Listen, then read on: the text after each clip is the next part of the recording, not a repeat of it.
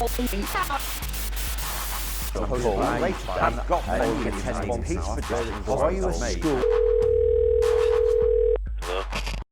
I'm Doug Melia. This is the Same Kit Different Day podcast, and I've got Dan Furness today here, who's my guest for the podcast. Hi, Dan.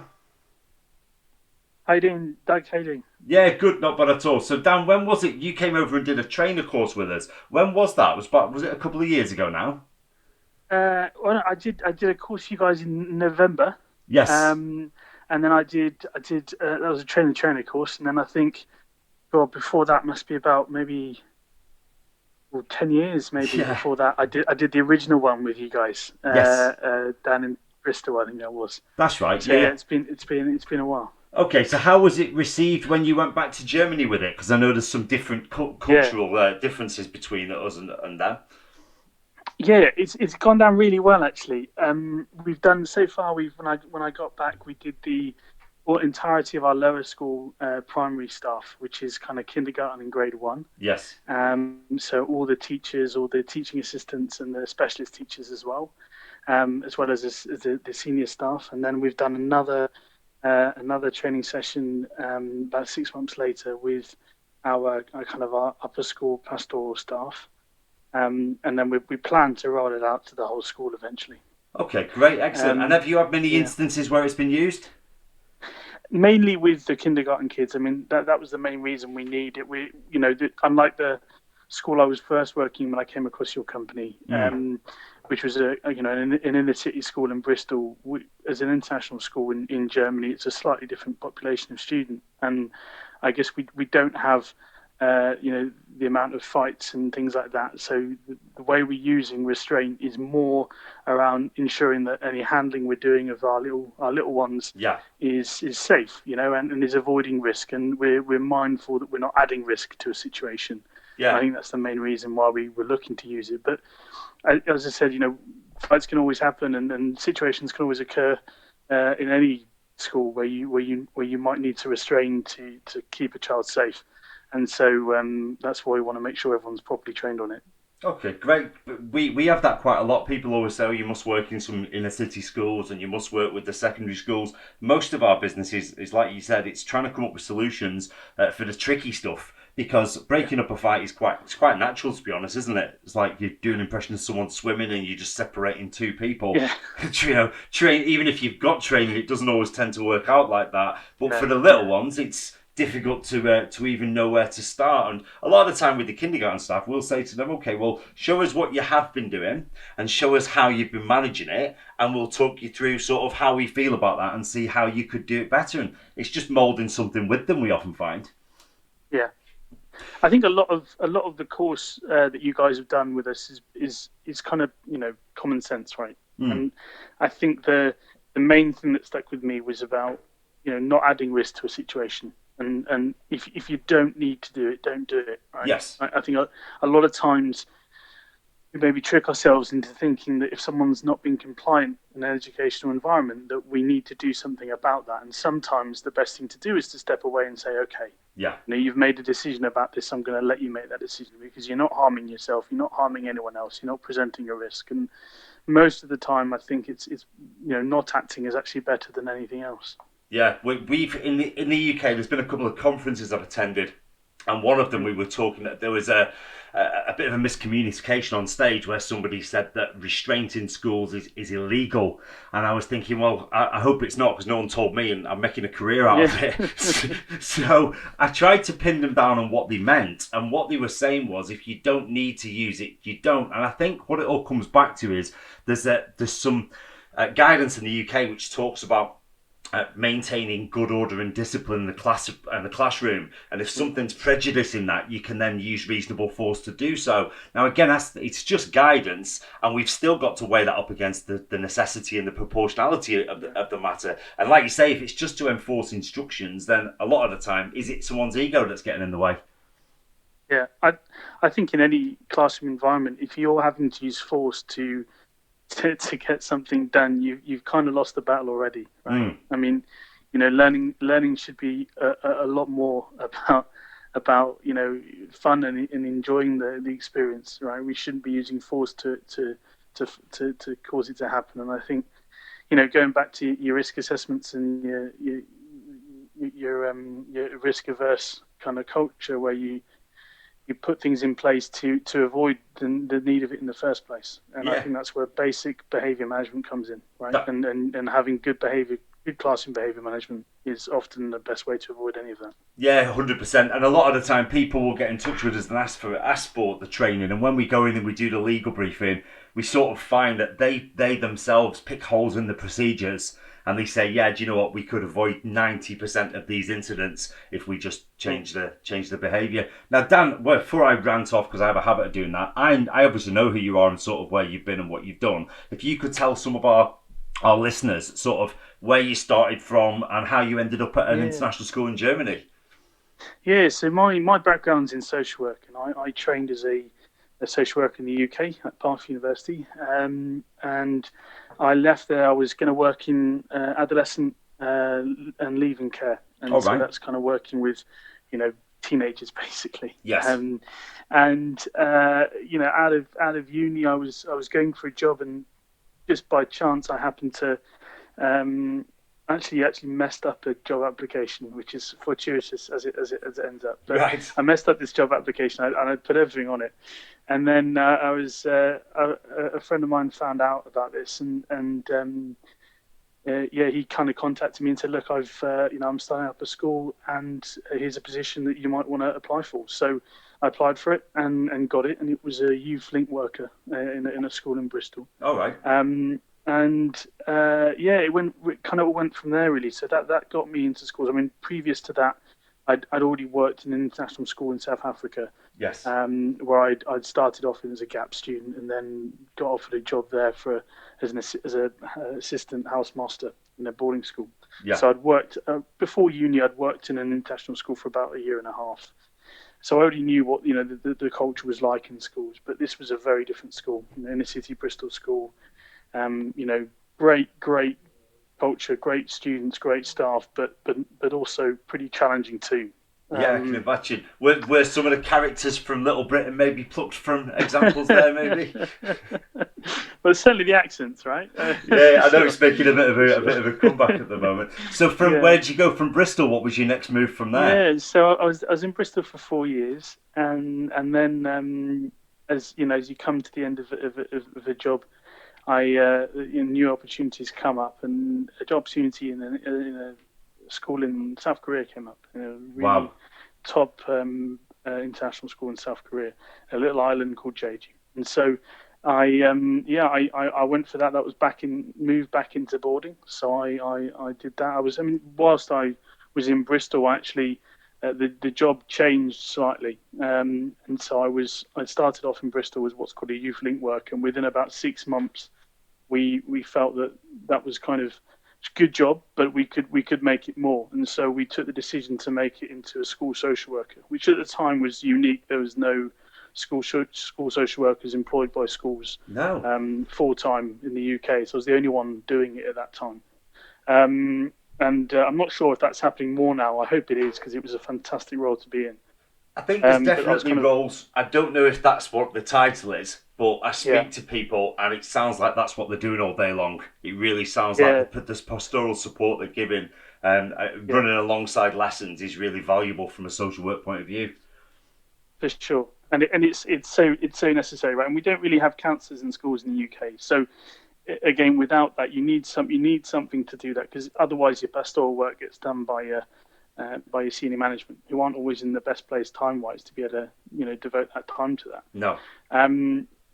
So I took this job in Jeju out in South Korea as a boarding housemaster or assistant boarding housemaster. And then whilst I was there, as things happen, I kind of weaved my way back into student support and ended up as a school counsellor, and then founded the individual needs department, which is learning support and counselling, and then also was designated safeguarding lead. So I've done a lot of safeguarding in my time back in Bristol as well. So and naturally as a social worker, it kind of lends yourself your skill set towards that. So Yeah, so I was there for 5 years, and then decided to. I met my partner now 4 years. I met him in Japan, Yeah. and we decided that there weren't many jobs for both of us around Asia at that point. So we decided to give up both our jobs, travel halfway across the world. So Excellent. we travelled from Beijing all the way back to London, Yeah. overland, and Right. to the Trans Mongolia and all of that. And so it took about 6 months out. And then I got about January that year, I went to a job fair and got the job where I am now in ISHR Great stuff. And in Hannover. do you think your travel led you to that particular job? So we were always thinking about coming back to Europe at some point, and I think one of the great things about Germany is um, the university system. So it's completely free for, Right. for even international students. So for my partner to go back to uni, that's a total possibility here. So they've learned German in about a year and a half, Oh, that's great. and now we're now applying for universities in Germany. So that was a big pull, but also wanting to get back into the international sector. And I toed and froed with looking at the non-governmental agencies, so charity work. Yes. But to go back to my social work roots, as it were, because at the time it was obviously the huge refugee crisis Yes. still going on from Syria. But as I found out, it's very difficult to get into that environment if you don't have the NGO experience. And Mm. so my experience is mainly around schools. So naturally, I find myself back in schools. But it's been great. I've really loved Hanover. It's a wonderful city. I should also mention I spent between that time. I spent 6 months in a lovely international school in London, helping them out with a kind of a job loss they had suddenly. And so I popped in for 6 months to help them out, and then came to Hanover. Okay, great. So one of the things that interested me when I first spoke to you about some of your experiences was you told me a story about when you were on a bus and there was a young child. Oh, you're over in Asia, and there was a boy on the bus with Yeah, his mother. Do you remember the story? yeah. So that was in Japan. So yeah, we're and this probably highlights why the hygiene levels in Japan are so good. I think. So we're on a train, one of the underground trains Yeah. in Tokyo, I think it was. And this little lad, he must have been about, I don't know, 4 years old, I would say, was sitting opposite us, and the underground went through this kind of area where you could see out of the train. So he wanted to have a look. So without even talking to his mum, he took his own shoes off. He arranged them on the floor next to each other, Yeah. and then he turns around and kneels on the chair. So even though his feet aren't touching the chair, he made sure his shoes were off, Yeah. just to look out. And I think that is a good synopsis of the awareness of your environment in places like Japan. It's incredibly clean. People are, almost constantly cleaning the subway Yeah. and the street. I think they utilize the older working generation to ensure that they have a job if they Yes. need it, and a purpose. I think more than anything. And so you get people in really nice uniforms with white gloves walking around, making sure that it's a nice environment. And yeah, it's a pretty amazing thing to see, actually. And whereas I grew up in Preston, and I was lucky if I managed to get off the bus with both my shoes at times whilst I was stuffing my Greg's pasty in my face, And I just think, where do those social boundaries come from? Where does that Yeah, etiquette come from? It's yeah, and there's a complete different subway system. You saw the images over here probably of people cramming onto trains the day after we yeah, were told that we had this pandemic, whereas there seems to be a level of natural social distancing, and I've even started to think, is that sort of where the bow comes from, and that's why there's no physical contact between people sometimes? Are they yeah. that hygienic as a society? It makes me wonder.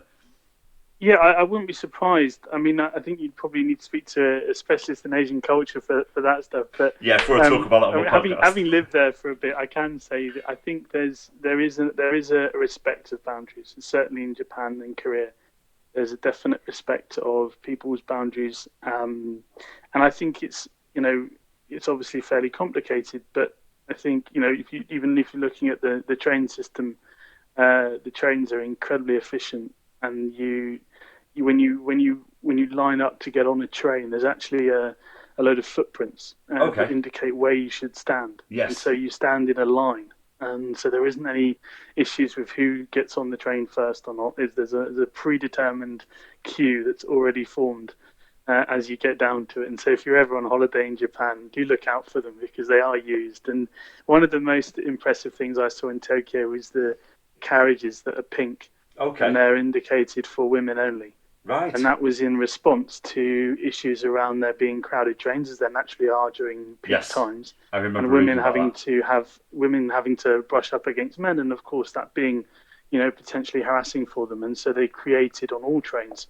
these women-only trains, these women-only carriages, so that women, if they didn't want to run the risk of being harassed, they could go there. And I think whilst some people may say that's sexist or outdated, I think it does make some common sense there. There's a And choice. The women they're not forced to go in the pink carriages. no, not at all. Not at There's all. a It's a choice. choice. Yeah, yeah, yeah. Whereas I've been doing quite a bit of work in India, and the trains over there are an experience unto themselves. Yeah, you're so close together, and all the time, I sort of got my awareness around me. And I was queuing for booths the other day, which is like the Waitrose of the North. Those who don't know what that is, there is a gap sort of between me and the person in front of me, and I thought, do you know what? I actually don't feel like I'm going to get pickpocketed here. So yeah, I was still had my awareness about me, but I thought I quite like this social distancing because I don't know if I like people on top of me anyway. So yeah, let's forget the whole transmitting viruses and things in the air.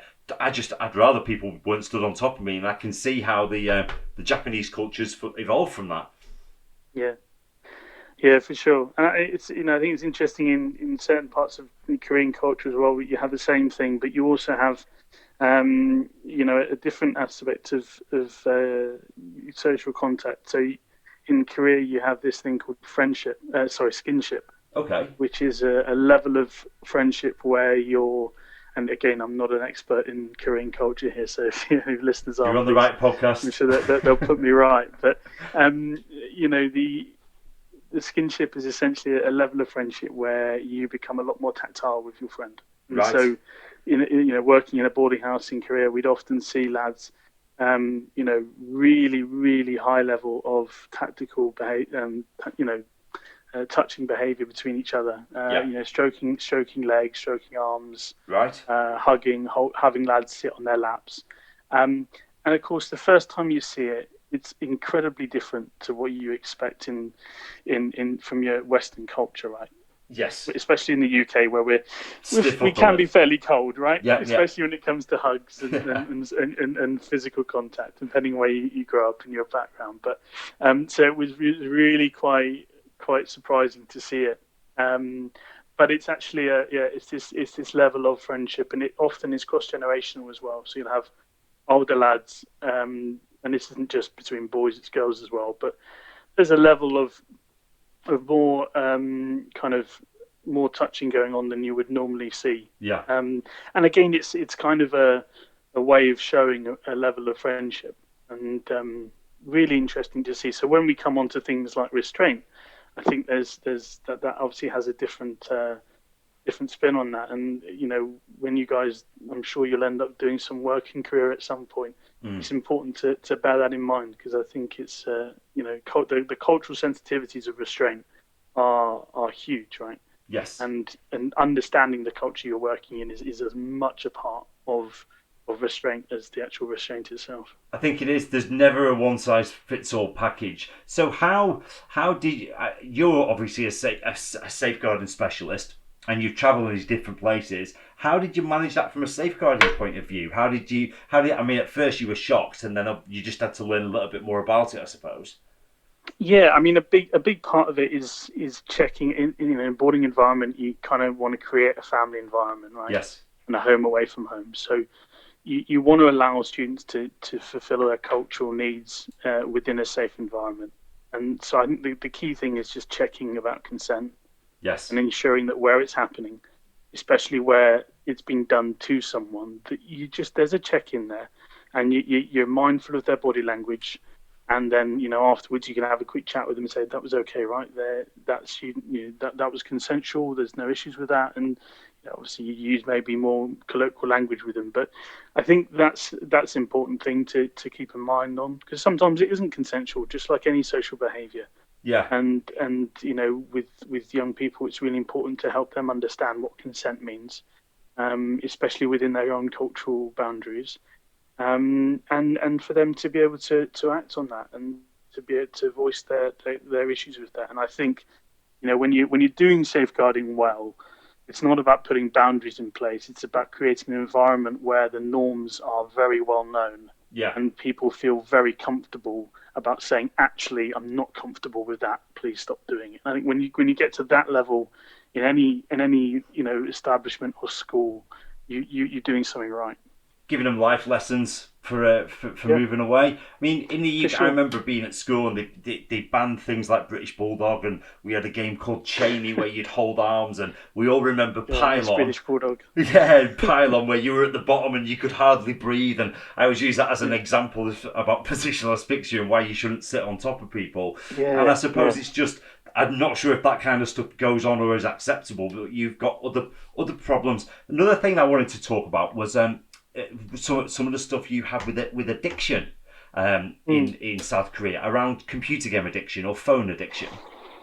Yeah, I mean, look, I think this is a huge a global phenomenon Yes. right now, and I think young people's mental health, including addiction to social media and gaming, is something that we've never experienced before, and where it is right now is really quite concerning. I think what I saw in South Korea was specific to that environment, but again, I think is probably atypical of where all kids are going these days, especially with the fact that they all potentially have a computer in their pockets now. Yeah. So I think that's in the way that these games, a lot of the games that these kids are playing these days are, they're designed to be addictive, right? And they're Yes. designed to make money, and so and I'm sure no one designs them to cause harm, but the reality is that it does cause addictive behaviours with students. And so a lot of the work I do in safeguarding in any school I work in is working with parents to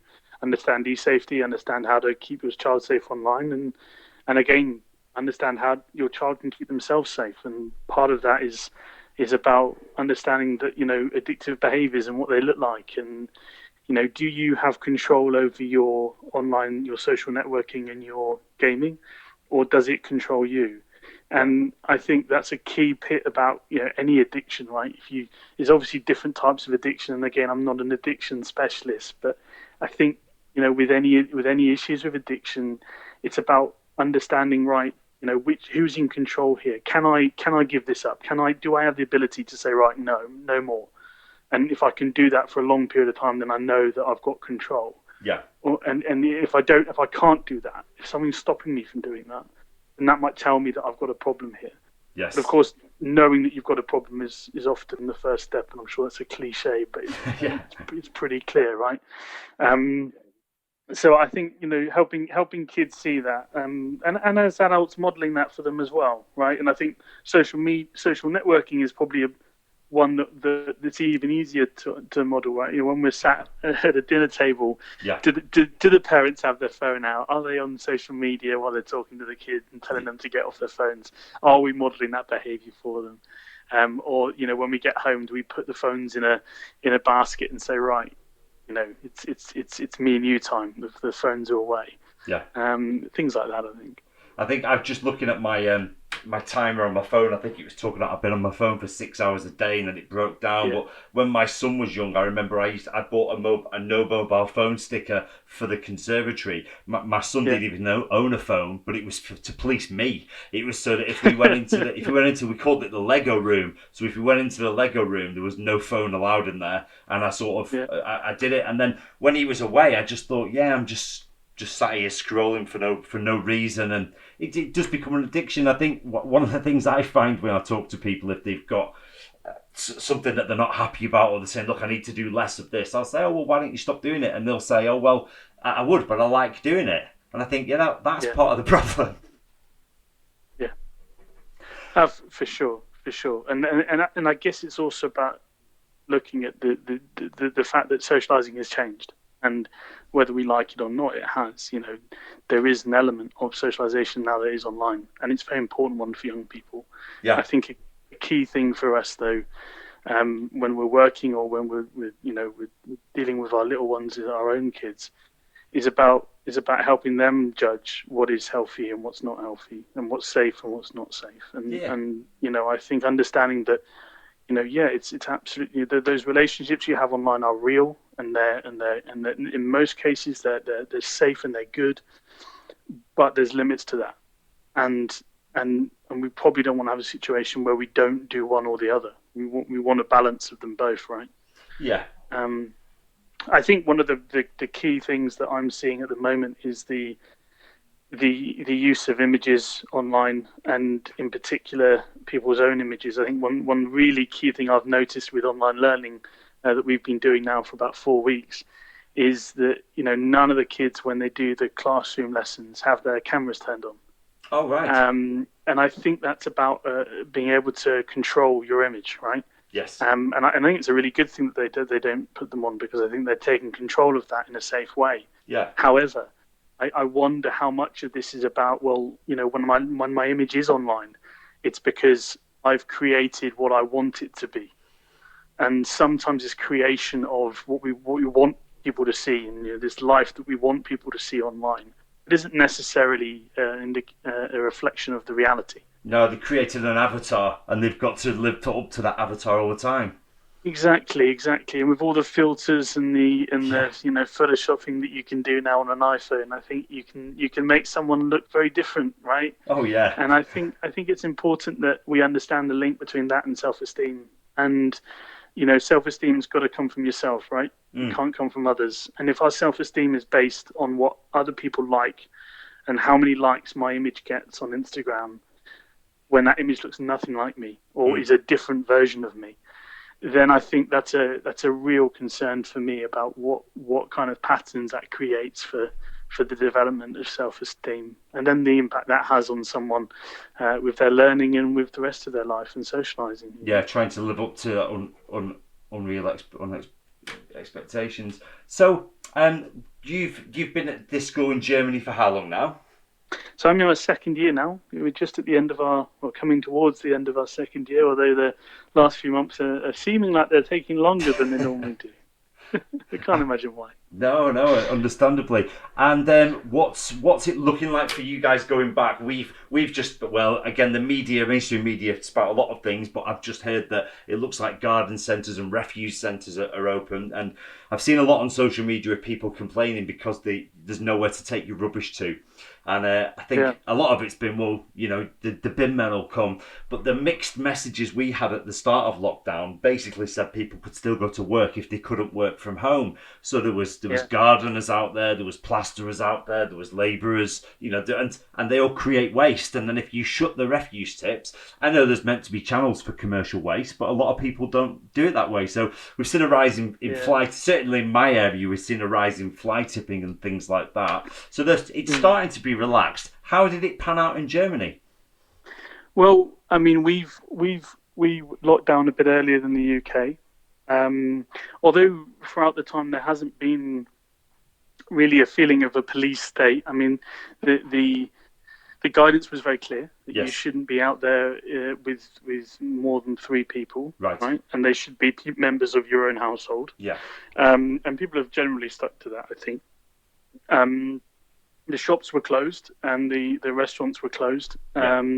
and still are. They've started to ease some of the restrictions now, and some of the schools in Germany have gone back on phased, kind of going back on a little bit at a time. Some year groups, some not. Yeah. The international schools, on the whole, have decided not to go back, I think, and we're certainly part of that. And I think that's mainly because of our staff population, and making the decision that because we travel from further distances, it would be more risky to use Yeah. public transport.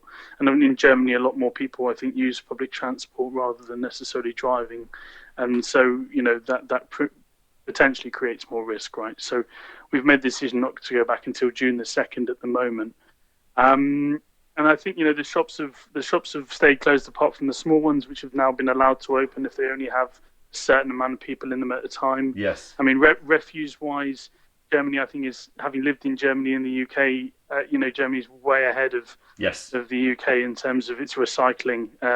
We have quite a few different bags that we put things in, and then they get taken away. For different levels of recycling. And you also have a really cool system where for all your beer bottles and your any glass bottles that you have. There's like a sale and return thing on it where you spend a little bit more when you buy them, and then when you take them back, you get money back for the empties. Like when we were And so kids. yeah, and so I mean, yeah, and what that obviously create. I think this has been in Germany since I first lived in Germany when I was about 7, and I think this was in place then, so they've not really changed it. No. But it creates an environment where people, they want to make sure that they don't just throw these things away and they dispose them properly. Yeah. I think when you mentioned fly tipping, there's an interesting culture in Hanover. I don't know if it is in other German cities, but people, if you've got furniture, as long as it's like not for the tip, you can leave it outside in the street, and someone will come and pick it up. And Right. so it's quite common to walk around the streets of Hanover, especially the residential areas, and see a lamp or a table or a chair, sometimes an entire sofa. And people just pick these up and repurpose them, and it seems to work. Nothing stays out for longer than a week. So I imagine there's some kind of organisation that come and there is this one organisation actually that drive around regularly and pick everything up and then take it to this shop that sells everything for much cheaper. So, and then that's like a charity, right? So Yeah. I think there's various systems in place that seem to be working, but on the whole, I think the German population are pretty good at following rules, from what I can see.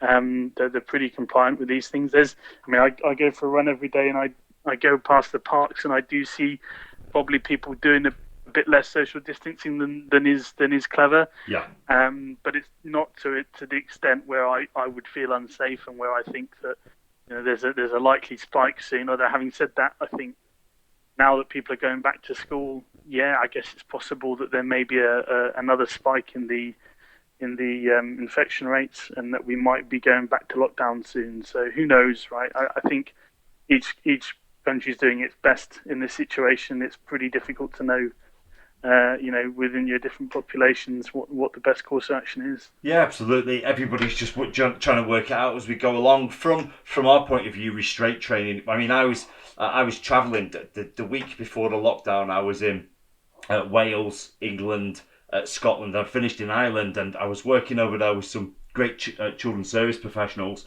And when I got in, everything was hand sanitizer. I got to the airport, everything was social distancing. Then we had to do training involving soft restraint application. So that's where I'm going to be working with people closely. So they sat as a metre apart in the classroom. We had regular 15-minute breaks. Now this was before they'd even announced the lockdown, so it was really well thought out. And then I was one of the last ones to get up the plane out of there, and I felt. I didn't feel reckless, but I just thought, this if this gets any worse, this just can't work, because okay, we're washing our hands, but I'm travelling everywhere. So we just made the decision to lock down. We've put some options online, and we've put some interim measures in place. But we're having chats with people from a consultancy point of view, where they're saying, well, are we meant to restrain? What are we meant to do? And I think that the statute hasn't changed. There's some guidance there from the government, and there's some new powers as far as our government are concerned for quarantining people and for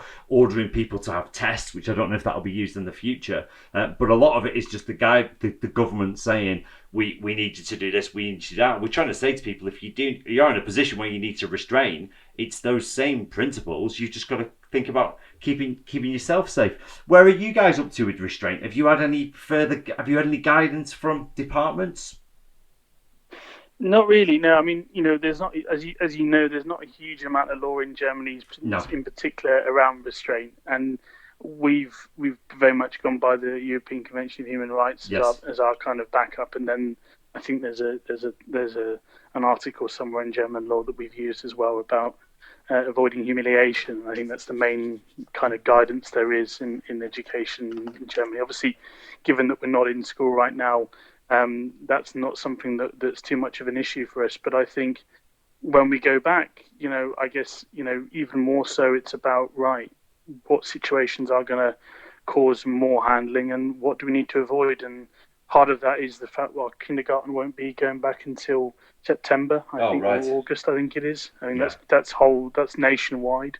And again, that's because, the level of handling you're going to have to do with that age group is going to be significantly higher, and you can't social distance with them. Exactly. Yeah.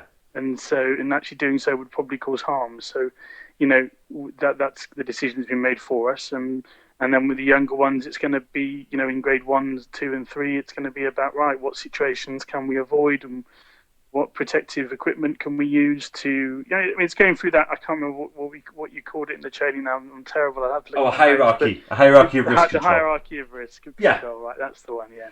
And it's just like going through that, right, as you would with any situation, but just adapting it to this.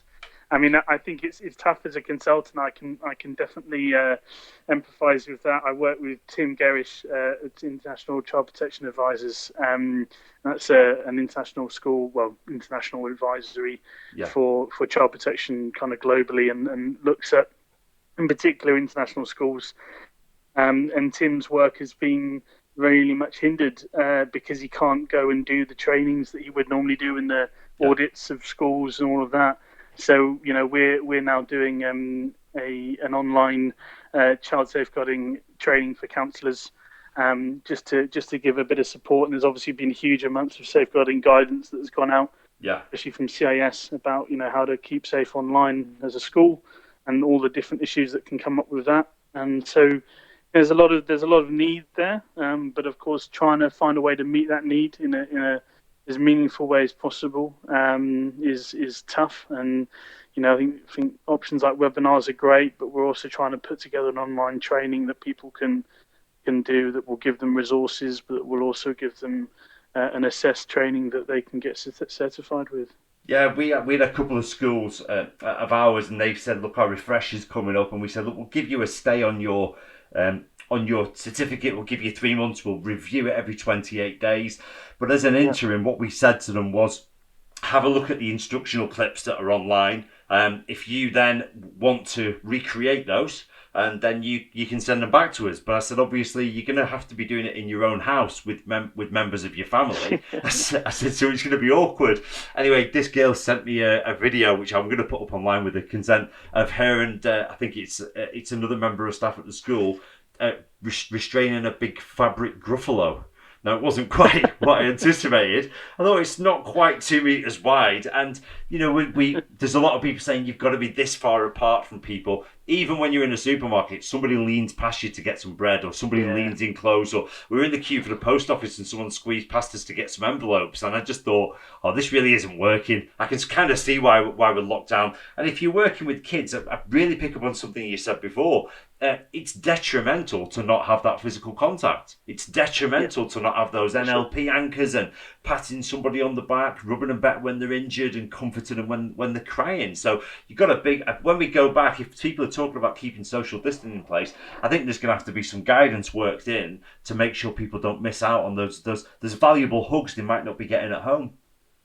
Yeah, absolutely. And I think that's a big part of understanding kind of, and I think with schools, with anyone that has the kind of the frontline care, it's about understanding your staff and their risk levels. And I think some staff are going to be higher risk than others.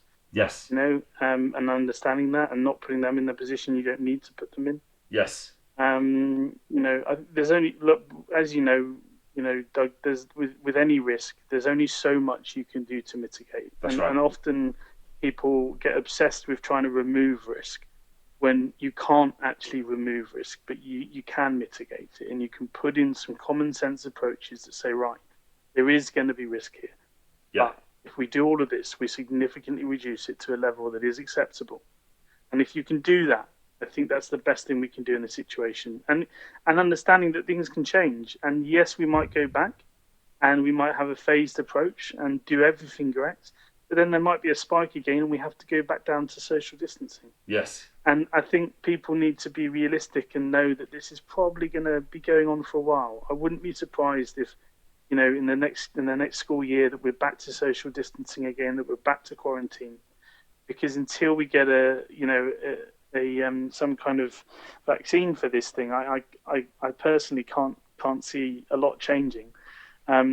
So I think people have to be patient, but ultimately it's we're all in this together, right? And I Yeah. think it'll be the old Blitz culture that did the UK so well during the war. I think is needed now more than ever. Yeah, it's been such a difficult one though because it's so different to what happened then.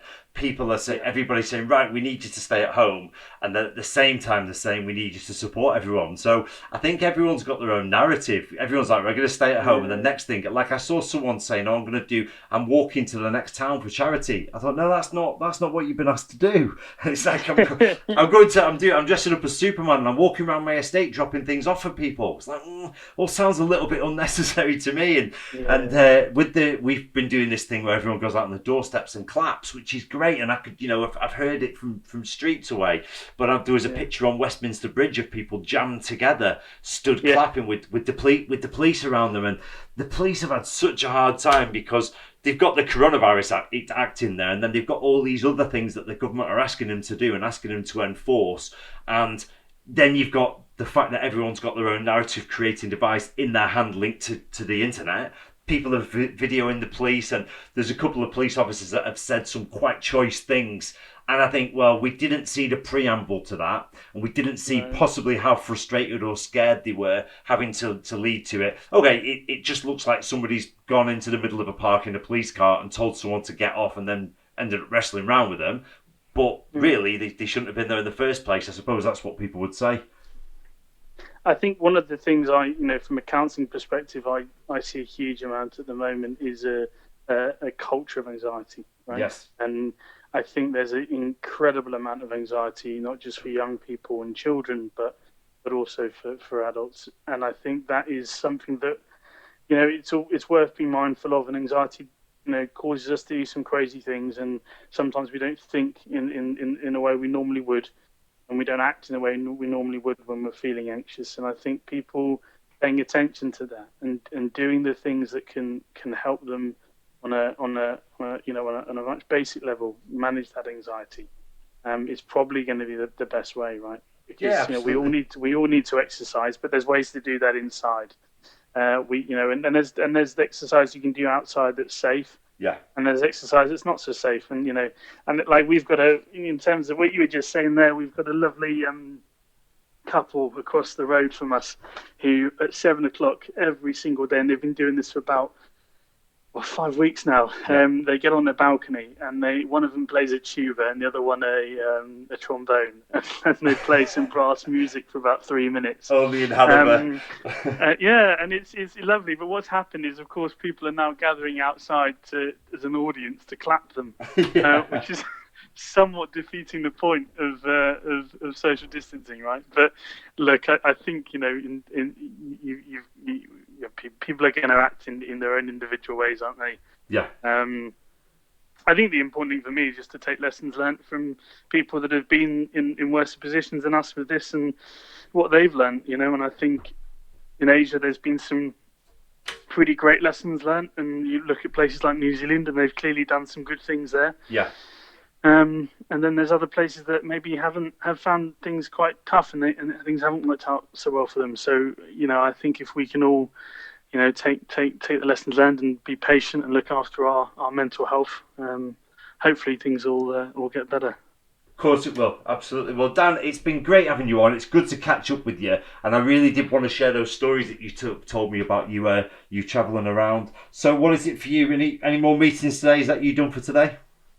Me done today. I'm going for a run. Excellent. Is it your first one of the day, or are you rationed over there or not? It will be my first run of the day. Yeah. No, I'm trying to do one run every day, but I run in an area where there aren't many people, so it's not too long. But trying to stay active, I think, is key. So yeah, I'll be going for a run, and then probably doing some cooking, I should think. But yeah, no, it's my school day ends. I think that's a a real key thing I've learned with this is having a schedule, right, and Yes. ensuring that you have time where you're doing work, Yeah. and then your work day ends. And I think even so much as my work happens in one room in my house, and I'm lucky that I've got a room I can use like that. Yeah. And then, when I'm not working, I'm not in that room. And so I've kind of created a workplace within my home. So I think that's really good, about keeping a boundary between work and home life, and especially when home pervades into work life. And ensuring that you're scheduling your time so that there's a clear boundary, because they can easily bleed into each other, and that's not always so healthy. No, I run a business, so I know exactly what you mean, and it's my wife's birthday tomorrow as well, so everything's cancelled. Everything's cancelled. But Dan, it's been great to catch up with you. I know I've got some trips over to Germany soon, so hopefully next time I see you, it'll be in person. That'd be great, mate. Look forward to seeing you. All the best. Thanks, Dan. Thanks for coming on. Take care. Thanks. Bye now. Bye.